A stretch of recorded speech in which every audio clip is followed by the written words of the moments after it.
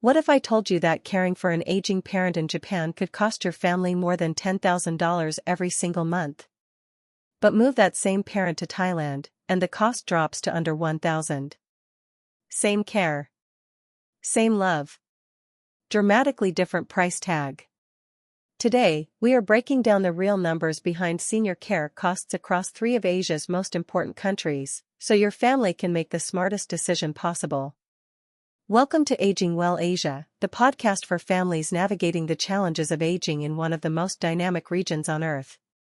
Whether you are an expat living abroad, a child working overseas, or a family trying to plan for your parents' future, this episode is for you.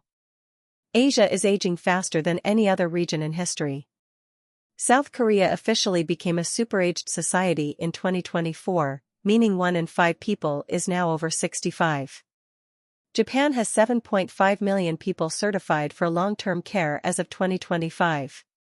And Thailand is experiencing a senior care boom unlike anything it has seen before.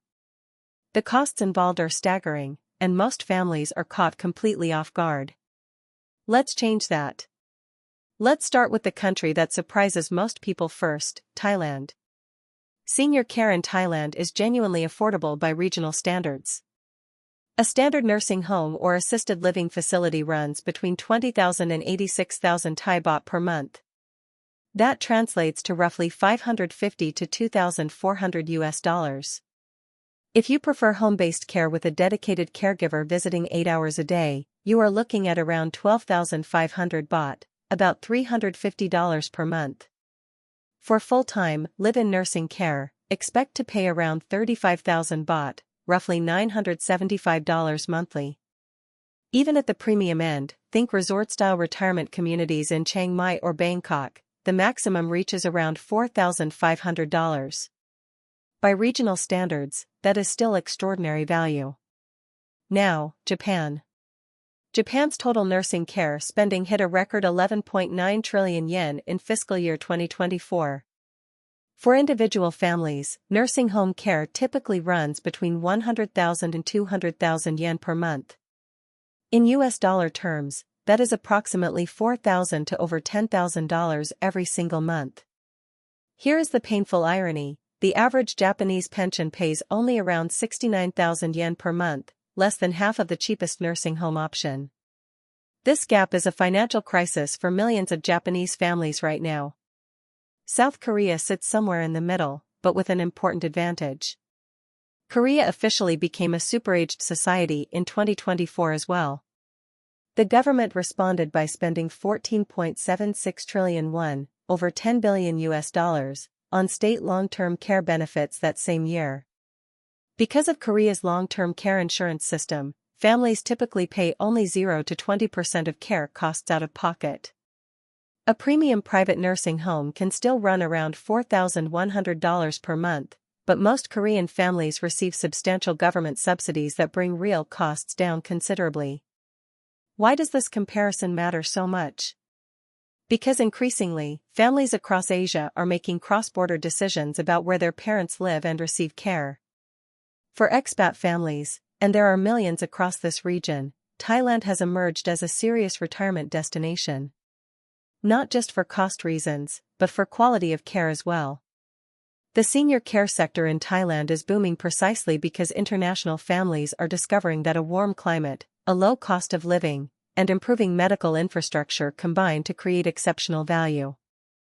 For families in Japan, the financial math is becoming impossible for many middle-class households. With nursing care costs 4 to 10 times what a pension provides, many adult children are being forced to leave jobs, reduce hours, or drain retirement savings just to support an aging parent. This situation is so common in Japan that it has its own name, care-related job resignation, and it affects hundreds of thousands of workers every single year. Korea's insurance model is the most progressive of the 3. But even with government support, out-of-pocket costs are rising as the elderly population grows faster than the system can handle. Korea added 64,600 new long-term care recipients in fiscal 2024 alone. The lesson is clear: the country your parents are living in determines almost everything about what care costs, and what options your family actually has. Here are 5 practical steps every family should take, regardless of which country you are dealing with. First, understand what government programs are available. Japan and Korea both have long-term care insurance that covers a significant portion of costs. Thailand does not have a comparable national program, which means private funding is essential. Know your starting point before anything else. Second, compare home care versus facility care. In Thailand especially, a dedicated full-time home caregiver can provide outstanding one-on-one care for under $1,000 a month. For many families, this is dramatically better value than a nursing home, and it allows your parent to stay in familiar surroundings. Third, plan early, not in crisis mode. Japan's nursing homes often have waiting lists measured in months or even years. Korea's government care system requires formal certification before benefits begin. Thailand's best facilities fill up quickly with foreign retirees. Starting your research now, before a health emergency forces your hand, puts your family in a far stronger position. Fourth, calculate the total cost of care, not just the monthly fee. Japan and Korea have higher baseline costs but better insurance infrastructure. Thailand has lower costs but requires more private planning. Factor in flights, medical evacuation insurance, and the cost of family visits when looking at the true picture. Fifth, talk to your parents about this now. Families across Asia tend to avoid these conversations until a crisis makes them unavoidable. The earlier you understand your parents' wishes, their health trajectory, and their financial situation, the more options your family will have. Here are your 3 takeaways from today's episode. 1. Senior care in Thailand can cost as little as $350 a month. Japan can exceed $10,000. Korea sits in the middle with substantial government support. 2. Asia's aging wave is accelerating. Korea and Japan are already super-aged societies. Thailand is heading there fast.